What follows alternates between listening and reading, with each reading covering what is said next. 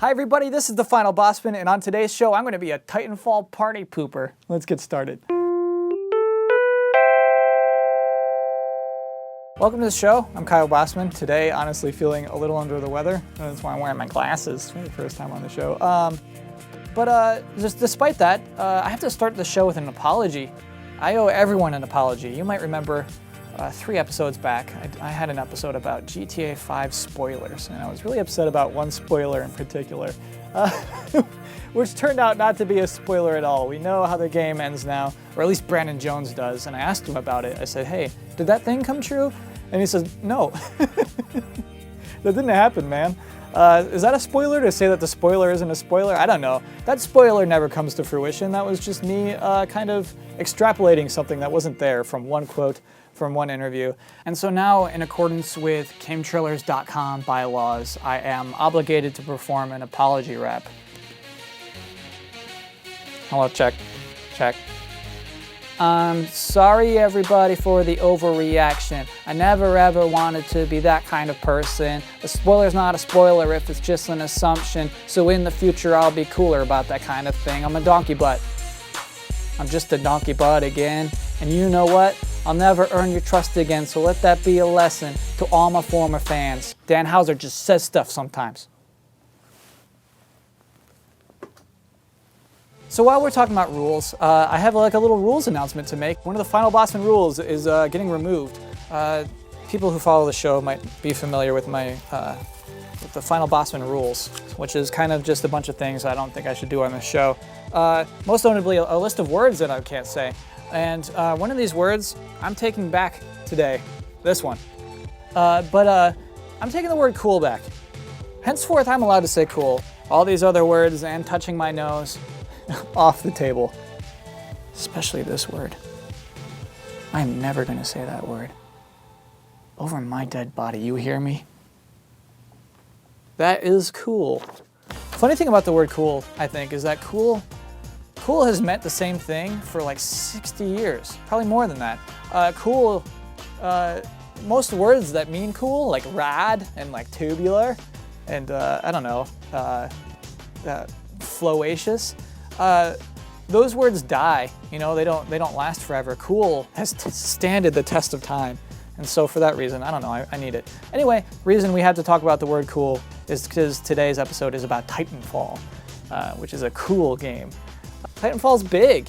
It's a game that's not coming out probably for another year, but it is a big blop on a lot of people's radars. And you know, you hear them talk about it and they just say, oh, it was the biggest deal at E3. It was the biggest deal at PAX. Your jaw will drop. It's from the good Call of Duty guys. It's amazing. There's this quote from CVG that I think summarizes the entire internet reaction to this.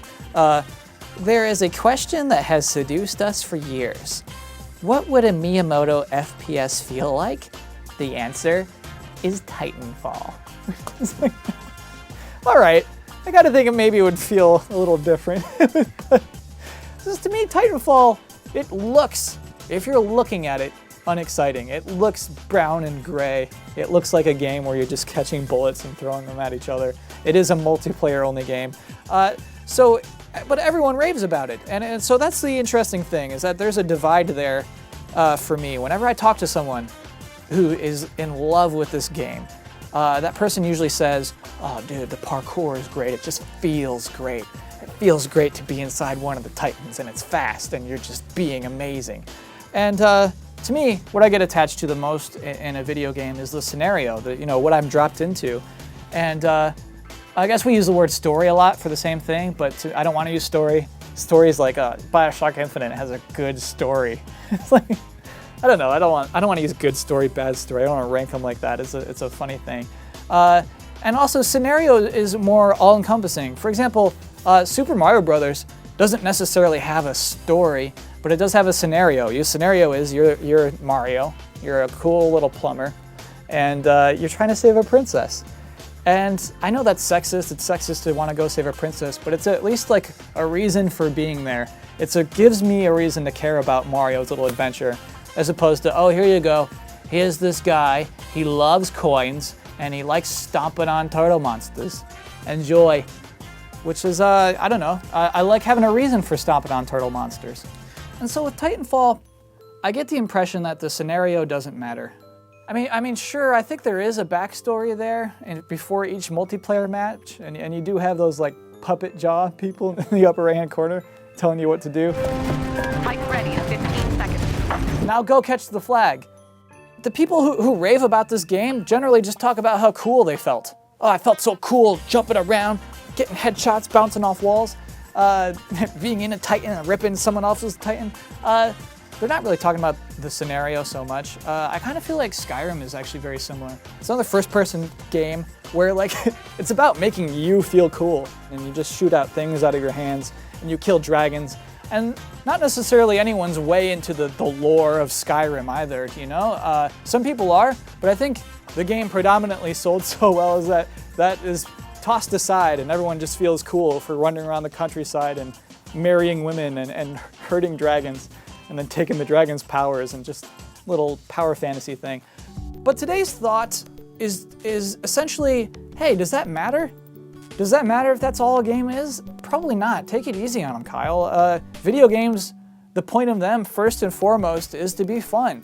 And so what does the opinion of me matter?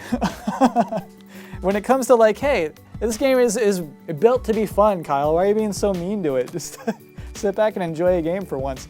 And also, it's like a little hypocritical, I guess, of me to be hard on games that are about being cool. Because I guess I should just spill it. I'm working on my own video game right now. Let me show you. It's called Philip Dollarfield Doesn't Care About Saving the Princess. And let me tell you, this game is all about being cool. It is a multiplayer game where everyone is in the first person and everyone gets to be Philip Dollarfield. Brother, let me tell you, it's got it all.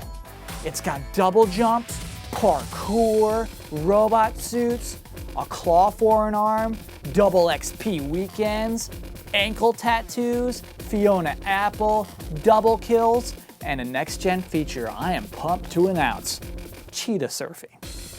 What is cheetah surfing, you ask? Cheetah surfing is a next-gen innovation.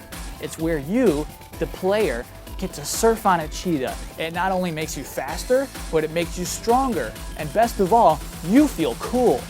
But if you don't have a cheetah and you see a Philip who does, you can knock that Philip off his cheetah so that you feel cool.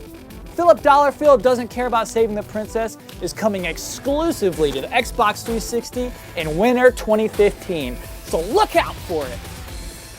So that is the episode for this week. If you're on Twitter, you can find me at Kyle Bosman. I will be back here next week. Thanks for watching, and I hope to see you then.